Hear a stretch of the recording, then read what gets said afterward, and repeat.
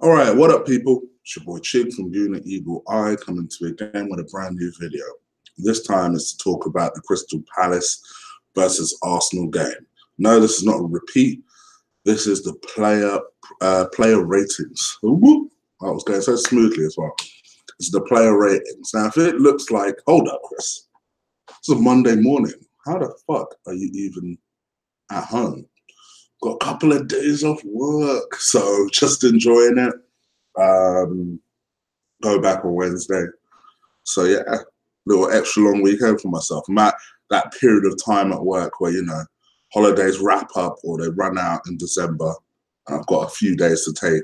So I thought, fuck it, let's just take a couple of days in October. And I've got a couple next month. But anyway, I digress. Let's go back into the player ratings. And one thing you'll get from me with player ratings is I'll be real. No matter who the player, what the player, and I'll always try and explain. Now, my player ratings always cause controversy because people always have various different views on that. So before I even get into the player ratings, if you have a different opinion, no problem. Just put it in the comment section. That's what it's for. I don't mind interacting with you in the comment section. But when it gets rude because you disagree with a mark, that's where it's just like, bruh, really? Really? And I say bruh because the women on here that watch this ain't like that. It's just us guys. We're always like that. But anyway, let's get back into the player rating. So I'm going to give you what I feel is my 1 to 10 mark of the player ratings. There ain't going to be no political nonsense from me. There isn't going to be any bias from me. It's just going to be realness, as always. So with Bert Leno, for me, I don't think he was at fault for either penalty. Those penalties were very well taken. I thought his distribution was good. I don't think he did anything particularly special. I wouldn't necessarily say he did anything to keep us in the game either. And I think what you're finding is when people are rating Leno, they're rating him on the basis that they don't want Chet back in as opposed to what he actually done. And don't get it twisted. I think Leno's done well since he's come in. Don't get it twisted. I also think he should keep his number one spot. But I'm also just going to base him based on his performance yesterday. Based on his performance yesterday, I'll give him a 6 out of 10. That, to be honest, isn't a bad mark. It's just I didn't see him do anything to warrant a 7 or an 8, which is what one of the marks I saw today. So to me, I'll give him a 6 out of 10. Hector Bellerin, I actually thought Hector was doing all right until he came off. I did. I have to just be real here. I've been a critic of Bellerin in the past, but yesterday I thought he was doing okay. Then came off at halftime, which was unfortunate for him. I'll give him a 6 out of 10. I'll come back to Squadron in a minute. Rob Holding. Rob Holding was definitely the better of the two. I didn't think he did a lot wrong, actually. I thought there were a couple of times, actually, the ref could have helped him out a little bit. But yeah, I thought was probably, thinking about it, our best defender. I think it was Hector before Hector came off, but I actually thought Holding was probably our best defender on the day. So I'd give him a 7 out of 10. I actually thought he was pretty good. Oh, my man, Squadron. So I've seen people say that he wasn't having too bad of a game until that mistake. He was looking shaky. You could tell within the first 5 to 10 minutes of a game what type of game Mustafi's going to have. You can tell. I've made this debate before. And listen, I'm not going to try and act like the be-all or know-all. Because, yes, I don't rate the player. But I also said that he should start today. Oh, sorry, I said today. Yesterday. I also said he should have started yesterday. Every time I think he's taken a step forward, it shows me why he hasn't. And people seem to believe that I have this vendetta against Mustafi. I don't. I want any player Any player that sticks on an Arsenal shirt to do well, the mentality of that argument doesn't even make sense. Of course I want him to do well. Of course I want him to prove me wrong. But there's nothing about him that makes me think that he is an intelligent enough player to play for Arsenal. I think his reading of the game is poor. The idea that he should be slide tackling. Why are you slide tackling when the man has his back to you? That doesn't even make sense. Why would you slide tackle in the area? Forget anything else. In the area, why would you do that? Unless you are certain that you'll get that ball. It's like it's his first instinct. Slide, slide, slide, slide. I don't know. Arguably could have taken a card for the team as well on a couple of different occasions to prevent dangerous situations. There's no real footballing intelligence from him, and that's my issue with Mustafi. That's why I don't think he'll ever be anything better than what we're currently seeing. A player that could potentially be so good, but just lacks just general awareness. You know, if this was in boxing terms, there's just no ring intelligence there. You know, there's nothing there. He's just a loose cannon, and just 3 out of 10. Granit Xhaka, to be honest, even though I did criticize him through tweets, and I still think, yes. Is Zaha a diving cheat? Yes. Have we seen Zaha dive before? Yes. Some people acting all shocked that Zaha dived to win the second penalty. Why are you shocked? Why is this a shock? My only critique of Xhaka, and I have to be kind to Xhaka because the man is playing out of his position at the moment. The man's playing as a left back, which is just insane.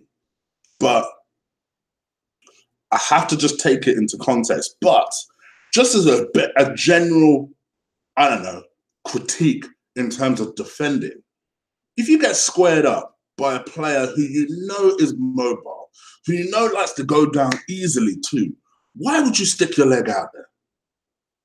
Why?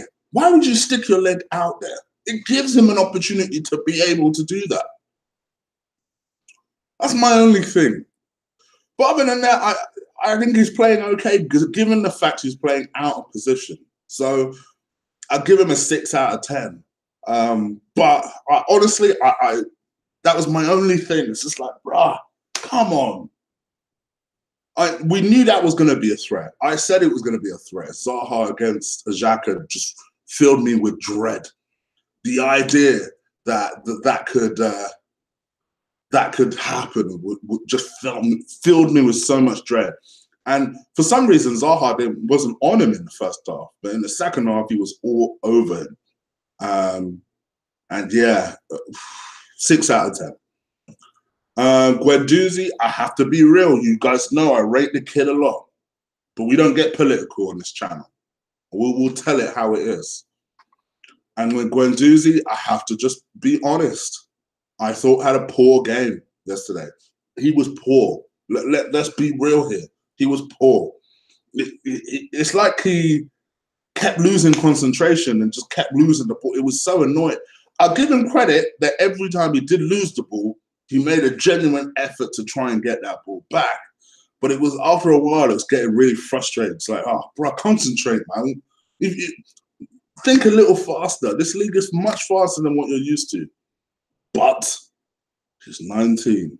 He's 19. I have to keep reminding myself that, because he's a big unit for a 19-year-old. But nevertheless, he had a poor game. I have to be real. 4 out of 10. I have to be honest. Torreira, I actually thought was our best player yesterday. I honestly did. I thought he was our best player. I thought gave the ball away a couple of times himself, but he was also just harassing Never let the Palace midfielders settle. And if only the rest of the players had shown the sort of commitment Torreira was showing in that team yesterday. I thought it was our best player yesterday, and I'll give him a 7 out of 10. Mesut Ozil, was he even on the pitch? Was he even on the pitch? I shit you not, the first time I noticed him was when he got taken off and just, I don't know, ignored Emre and just threw his gloves on the floor like a little child. It's like, bro, really? Were you playing that well that you're that angry you're coming off? I'm going to hope that Ozil was angry for his own performance. That's what I'm hoping, because I don't get why he should show such petulance. I don't get it at all. 4 out of 10. You know what? 3 out of 10. I thought he was shit. 3 out of 10. Alex Iwobi, have to be honest. I said it yesterday. I'll say it again. I thought Iwobi was poor. The one thing I would say about Iwobi that kind of makes me think, okay. I thought defensively he was pretty good. He kept trying. Just that everything he was trying just didn't work. I have to be honest. Listen, he ain't the only one. And this is where the agenda against Iwobi becomes apparent, because I had a couple of tweets yesterday that said, oh, maybe we should drop Iwobi for the next game. So are we dropping Mesut the next game then? Because he had one fucking poor game? What are you talking about? That's where it becomes an agenda, because people are waiting for Iwobi to have that poor game so they can say that shit. One poor game, so he should be dropped. Shut up. My man's been an amazing player all season. He just had a poor game. A lot of people had a poor game yesterday, but he had a poor game. 4 out of 10. Aubameyang scored a dodgy goal. Oh, my goodness. Let me pause Aubameyang. Sorry, I didn't talk about Granit Xhaka's goal, which was delicious. You know what? Pun what I said. You Granit a 7 for that shit. that goal was so sexy. That goal alone deserves a point. So, yeah, I'll give him a 7 out of 10 for that. That goal was delicious. Aubameyang scored his goal. It was a dodgy goal, but it was a goal. And I'll tell you what, he's slowly chipping away. He's gonna prove me wrong. I said that Lacazette will outscore him. But Aubameyang keeps coming up with those little goals. Didn't really notice him a lot yesterday, but he did score a goal. And when you did notice him, he was trying to do something. Again, another one who's playing out of position. So you also have to keep that in mind. For me, I give Aubameyang a 6 out of 10. Lacazette up top. Again, I have to be honest. You guys know Lacazette's my dog. He is my boy. But he was poor yesterday. He was poor yesterday. Probably the worst game I've seen him play. Definitely this season. He was poor yesterday. I have to be honest. You know, things weren't coming off for him. He was unlucky in a lot of places, but he was also just damn near poor in other places. You know, there was one chance in particular that fell to him. I think actually Iwobi was the one that set it up for him. And it was just, the finishing was just, it was poor. It was poor. And I was particularly annoyed because he's my fucking fantasy football captain, so I was real vexed yesterday. Nah, it was poor. I'll be real. 4 out of 10. I honestly, I thought it was that bad. 4 out of 10. Oh, well, he did get his hand of God assist. 5 out of 10. 5 out of 10. In terms of the substitutes, I'm not going to grade Aaron Ramsey because I think he came on quite late. Danny Welbeck, I thought, came on, gave us a bit of energy. There was one time that he actually went on a run. I thought, just Welbeck, go on. He was just the only one just being direct. Even Iwobi wasn't being direct. It was really pissing me off. But Welbeck came on and it just, fuck this. I'm just going to run at these fuckers and see what happens. And he just kept running at them and running at them and running at them. 6 out of 10 for Danny Welbeck. And Lichtsteiner also came on in the first half for an injured Hector Bellerin. Yeah, I'm not gonna lie. The ref, who I actually thought had a shit game for both teams, should have given him a yellow card a lot earlier than he did. If I'm being honest, there were a couple of hard tackles, and I thought to myself, bro, what are you trying to do? Are you trying to get a yellow card? He's every bit his age, man. He is. He's every bit his age. 5 out of 10. I wasn't that impressed. The manager. You know, I think it's important to remember, people, that we didn't lose that game. You know, I'm angry with certain players' performances, but I'm not for 1 second do I think, oh, you know, we're not going to make top 4. I've said it from the very get-go. I think we're going to do it. I think it's going to be difficult. I think Liverpool next week is going to be difficult as fuck. Gosh, please, God. I really want us to win that game. Too many mouthy Liverpool fans waiting to start running their mouth if they win that game. But, you know, I do think that, you know, Emre, really his mark should be judged on how do we react after dropping points here. I did like his words after the game, particularly on Twitter, which basically said, this wasn't only 1 point gained. This is 1 point closer to the new process or through the new process or something like that. And I thought to myself, yeah, that is the best way to look at it. Because I said it from the get-go. People were looking past this game. I said, no, fuck the Liverpool game. This is going to be a hard game. This, in a way, is a harder game, in a way. Because at least the Liverpool game is at the Emirates. We know the Emirates inside out. We don't have a terrible record to Liverpool at home.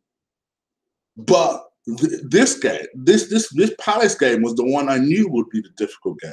I said it in the build-up, I said it in the preview, and it came to pass. To me, I give Emre a 7. I think he did his usual spell in the sense that he brought the team in at halftime. We at least got the 2 goals to lead. It's just that we couldn't see it out. So I'll give him a 7 out of 10.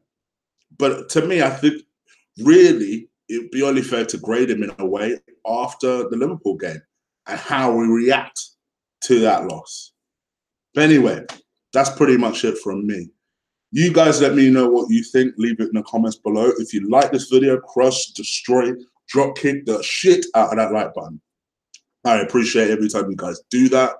And also hit that subscribe button if it's the first time you're listening. I mainly cover Arsenal, but I also do cover the occasional MMA and boxing, which, speaking of which, I need to hook up with Ola at some point this week.